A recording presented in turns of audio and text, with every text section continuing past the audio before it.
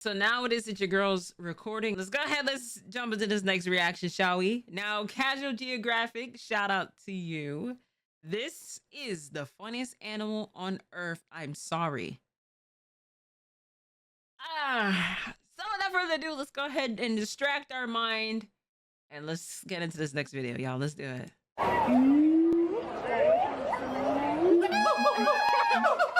Show me someone who's never seen this with their eyes, and I'll show you a child that got left behind. The school system's failing, and this is proof. Did you know the average kid in America doesn't know about this harmonizing homunculus? Arguably one of the greatest gifts nature ever gave, yet they remain disrespected and unaccepted. Well, not today, you know. Someone has to stand up for this comic relief, rough draft, auditory onslaught of a primate, and I've never seen... can I say a monkey? I've never seen this in a primate before. You already know I will. I mean, that's a gibbon. You're probably familiar with the great apes, but in case you're not, they include gorillas, chimps, bonobos, i.e. chimps with a different R rating, and this guy. Oh my god. Together, along with humans, they make up the great ape group. Great ape. The name only an ape could come up with. But along the way, someone got snubbed, and this is actually live footage of it happening. You are freaking Great apes. plus Mark. You know what I'm saying? Which I'm rocking with Mark because Mark is rocking with us. Yeah, gibbons got gatekept from the great ape lunch table. Science says it's because of their relatively smaller size, lower intelligence. Ouch. And real talk, I think they're just too goofy for the other apes to want to be associated. But being tailless means gibbons aren't monkeys. Was that just poop that just fell out of his butt? Feature R, you know what to do here.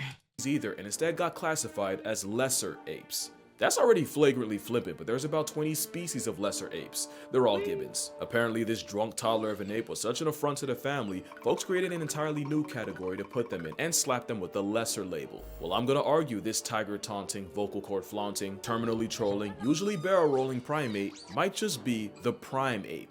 Now, to be fair, gibbons are that one weird kid in class. They're like the missing link between apes and monkeys, but if evolution went on a side quest. Gibbons break a lot of the rules of being an ape. They have low sexual dimorphism, meaning the males and females are about the same size. They don't build nests to sleep. They put in about as much effort as pigeons. They're monogamous, allegedly. We'll get to that. And they basically spend their entire lives in the trees. Could have sworn they let the O-ring slide for that, but that's none of my business. They're also anatomical anomalies with a wingspan worthy of an infringement lawsuit from Go-Go Gadget. We call them lesser, but let's be glad they're still alive. Cause uncovering a fossil that could jump rope its own skeleton, that Jumanji junk would have put us in another pandemic. You don't realize how long a gibbon's arms are until, well, one, you get slapped by one, but also until you put them next to a person for scale. But having joints longer than a prohibition for Peter Griffin is great for one thing, and it's kind of the thing gibbons are known for. Like I said, gibbons are completely arboreal, and there's actually a name for how they get from A to B.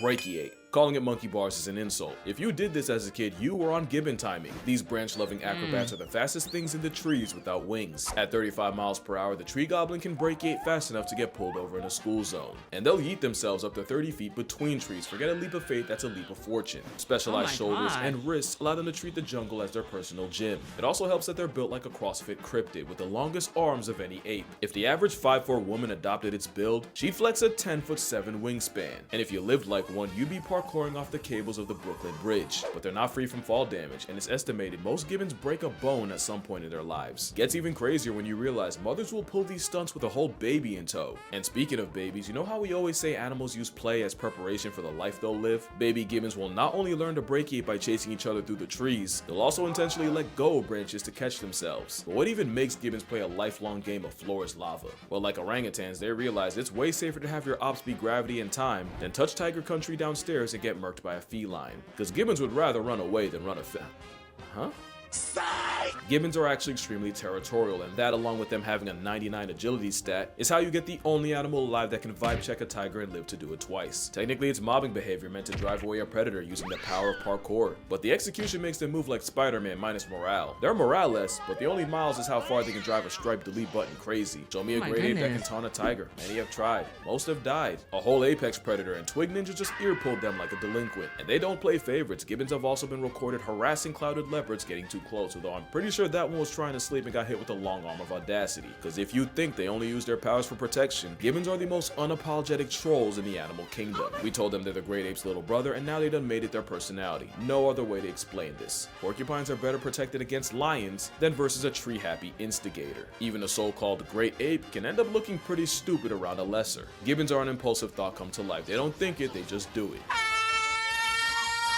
Fun fact, this is the Memphis Zoo, that's Ringo, and they even warn you to stay off the glass because he'll literally injure himself trying to jump scare you. You know nature made you crack, you're the only mammal alive that can go band for band with a cat. With zero regard for feline rights, you've never seen a cat this outmatched, and they'll easily play Matador with your dog. I love it because there's no scientific reason for them to be like this other than gibbons are all about the dickery, except with mice. You know, put a mouse in front of them and things suddenly stop being funny. But with arms like that, they'll always keep it humorous. But there is one animal that forms the most unlikely friendship with them. Or maybe not. Because on paper, gibbons and orangutans actually have a lot in common. They live in the same area code, they're both for the trees, and orangutan actually translates to man of the forest. At the same time, some, like the Hulak gibbon, have been affectionately nicknamed the little man of the forest. But their personalities are so opposite, they honestly belong in a buddy comedy. Gibbons are hyper-athletic, flyweight, and the fastest moving animals in the trees. Orangs are the largest, the mascots of stoicism, and yo, I swear they could talk, they just don't want to deal with taxes. Polar opposites, yet time and time again, wild gibbons and orangutans have been caught playing with each other. I like to think the fact that they don't compete for the same foods means they don't really have a reason to have beef, and a lot of zoos will actually assign them together as roommates. Another reason orangutans are chill like that, if gibbons suddenly get accepted into the Great Ape Club, I think you know who pulled the strings for them. And you think orangs would find a sentient sugar rush annoying, and that gibbons might find Bigfoot's understudy intimidating. But not only do they play with each other, they even trust each other with their own children. Orangs have quite the obsession with baby gibbons, and gibbons really be rocking with an infant Cheeto ape. There's even one gibbon in the Brookfield Zoo that'll leave his enclosure just to visit the orangutans next door. But there's at least one other ape gibbons bond with. In some places, wild gibbons will actually become habituated with humans to the point where they'll regularly drop by and groom their favorites. Galia was a Hulak gibbon who was famous because every day, she'd come down from the trees, hobble over to the locals, and provide a free hour-long salon service, starting with Bupeshwar Ningda, the man who protected her as an orphan. It hits different when you realize grooming is how gibbons reinforce social bonds in a family. Now it is bittersweet since it likely took her entire actual family getting put on a shirt for her to get to that point, and we'll get back to that. But I'd say that's pretty damn great for a lesser ape. Even dogs aren't immune to a gibbon act of goodwill. And now that you're familiar with them, I think we can go ahead and meet all the types of gibbons, or as many as my attention span will allow. This is a Siamang. They're the heavyweights of the gibbons at a whopping 30 pounds. They're the ones with that throat scrub, or as I like to call it, the chesticle. The chesticle. It's a pouch that works like an amplifier to broadcast their call, and clearly nature had an off day when it spawned a frog monkey that looks like one of Ben's 10. As much as I like them, this would be terrifying to have fly over your head. It's a reminder that even the comic relief of the apes could scramble your face if they really wanted to. But I think nature knew it animated Slenderman's shadow a little too well, cause it went ahead and gave them the most unserious vocal stim you've ever heard.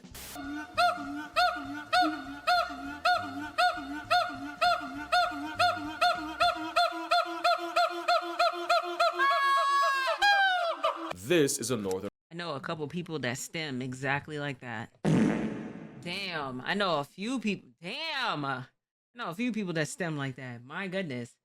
Me in my girl's ear. We found Mikey's kind. To both of those comments. My goodness.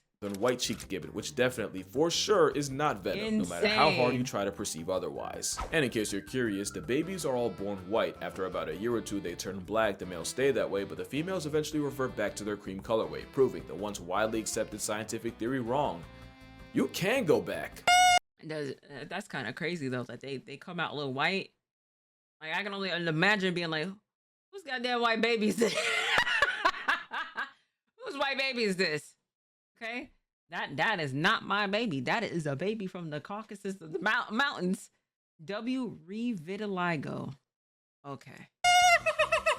This is a Skywalker gibbon, and yes, they were discovered in 2017 by a group of scientists who apparently love Star Wars that much. Uncle The Ruckus namesake can of Luke relate. is found in Myanmar, Southeast Asia, and it's believed there's less than 200 of them. But they're not as bad as the Hainan gibbon, which isn't just the rarest ape, but one of the mammals closest to getting discontinued, with less than 40 of them. Crazy thing is, it used to be worse. They went from a couple thousand in the 1950s to where you could count on both hands how many were left by the 70s. Again, we got the Hulak gibbon. I like their face. The Silvery gibbon. I like their hair. Good thing they max out at 2 feet. Any taller, we'd be having Yeti conversations. And lastly, my the goodness. Pileated gibbon, because in my opinion, they have the coolest call.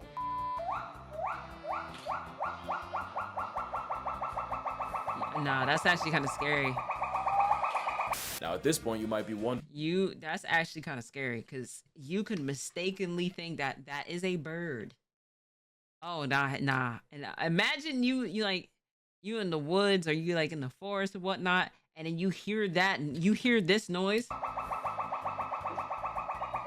you're just like, what is that? What is that noise? And then you look up and it's these up at the top of the tree. It's like, that's a big ass bird. No, it's not a bird. And you hear that out of the dead silence, right? Like you wake up to that. Nah, that's actually scary. That's actually scary. Imagine you camping, you in your tent, trying to be comfortable, and whatnot. I never went camping before, so you know what I mean. Like that's not what it is that we do. That is not what it is that we do. But just make believe. We are in the make believe that we are camping and we hear something like this. Yeah, nah, I would have freaked out. I honestly would have freaked out. I would have been just like, yep, it's time to pack our bags. We're going on home. Now at this point, you might be wondering, why do gibbons call at all? Well, that's the second thing they're known for. The reason for it, well, you have a lock on your door, some have a gate, but gibbons, nah, they mark territory off straight. It's actually the same reason male lions roar, to tell outsiders that they best keep it that way. Except gibbons will often do it as a duet, and sometimes they'll get the kids involved and make it a family matter. And they'll usually do it in the crotch of dawn, and if you live next to a zoo with gibbons, you've definitely heard it. And remember, they're territorial, so if you hoot back at them, you might just end up going band for band with a broadcasting tree siren. Hell nah. Yeah, post-production cashier, don't do that. Not only will you offend them, it's like showing teeth to a gorilla, but gibbons are capable of doing something about it. In 2011, a gibbon escaped a Malaysian zoo after being taunted and severely mauled a child, and while I will spare you all the details, I will say his mom had to carry pieces of his thigh in a plastic bag. Yeah, nah, don't do that. No. I think people need to understand how strong primates are, and you want to go ahead and try, like, even just showing your teeth to like monkeys and stuff like that. Like, what? I'm cool. You mean to tell me it is you trying to taunt something that is close to having thumbs? Yeah, nah, nope. I'm sorry, bro. I'm sorry. I understand that going to like the zoo was like one of the trips it is that we did as a kid. But now looking back at it, I probably would never go. I probably would never go to a zoo. Do you know what stuff is in the zoo? And they're seeing faces and stuff like that. I already got a distinctive look as it is. I have blue hair. I'm going back to the all blue hair, so don't worry about that. You know what I'm saying? Like the blue and the black, you got like another week or two until it is that's fully changed up. But like, only imagine it is you taunt an animal that's gonna remember you. And it's just like, I bet I'm gonna get up out of here, right? And I'm gonna find that blue hair mother lover. I'm gonna put my hands on her. I'm cool. I'm cool. They already know what to look for. This is anything with blue hair, maul them. Stick them. I'm good. The odds are low, but they're not zero. So yeah, best keep this singing to the gibbons. It's a big deal for them. They spend actual years of their lives perfecting Right, it. trying to get It's rid of very the much kid. giving albatross marriage dance. In some species, mama gibbon will help her daughters practice with their version of singing lessons, where the daughter tries to match her mother's pitch. For male gibbons, they learn by imitating the male figures around them. After years in the lab, they're able to come together and make the sound you've heard in every movie's jungle scene ever. There's something about the fact that males and females spend years perfecting their songs, and when they do come together, the songs just fit each other perfectly. These duets become a verbal vow renewal as the songs help reinforce their pair bond. And that's the third thing gibbons are known for. They're the only apes that are monogamous. Can you imagine a gibbon seeing another gibbon and just making it work? No other ape, not gorillas, chimps, definitely not bonobos. And you know most humans ain't about that. Entanglements be damned. Except, yeah, about that.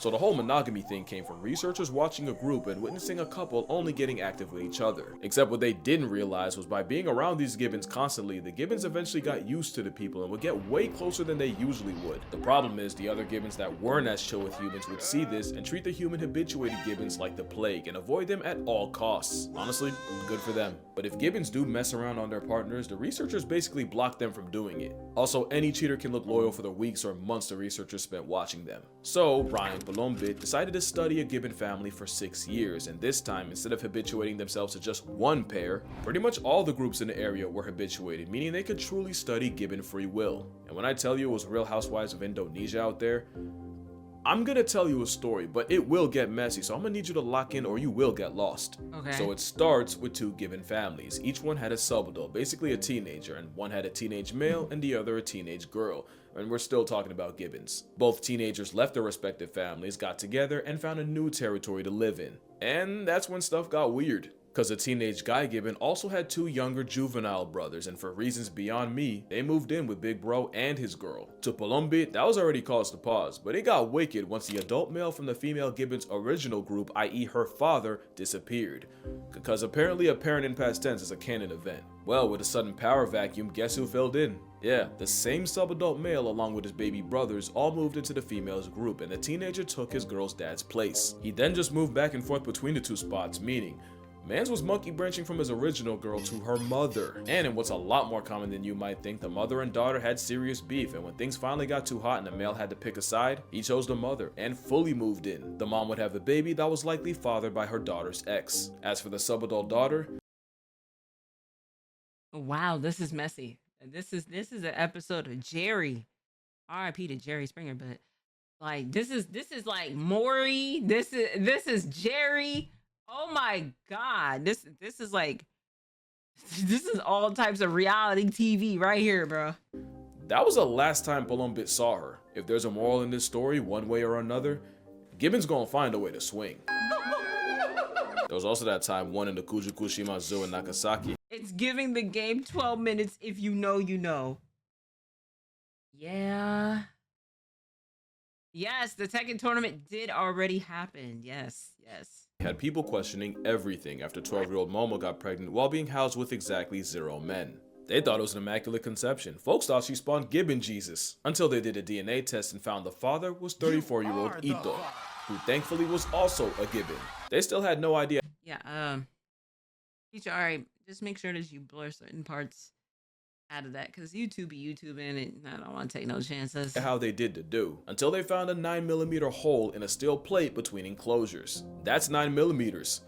He really wanted that glory. The whole time we call them lesser when really we're not that much better than Gibbons. I don't care what the literature says, they're great to me. Especially since we've probably done Gibbons dirtier than any other ape. Remember Kalia? Well, not only did she lose her family, but after a kid taunted her with a slingshot and she finally bit back, the boy's father came after her with a shovel and she lost her life. This kind of thing actually happens a lot to Gibbons. Not only do they get their homes knocked down and trees removed, a lot of times they get reduced to pets. It's to the point where virtually every Gibbon is flirting with extinction. In fact, some like the Heinen might as well be in bed with it. I don't like ending the video like this, but I feel like Gibbons being so overlooked makes it that much easier for the atrocities against them to get buried. And if we don't lock in and spread the word, Nature's one-man comedy special will be cancelled in our lifetime. But then again, does it not make sense for the comic relief to have the most tragic backstory? At the end of the day, Gibbons proved that you might not be a great ape, but you're still a great ape. But anyway, that's gonna do it for this video. Make sure you drink water, hug your mother, support your local Gibbons, and one last thing to take home, but this is important, always remember to... Okay. Okay. Alrighty, bro. Alright. They do look cute. They do look a little cute. I'll give them that. I'll give them that. My goodness. Well, I learned something new as of today. But Casual Geographic, shout outs to you. Thank you so much for the video. Shout outs to y'all in the chat. And shout outs to you at home. I will catch y'all in the next video.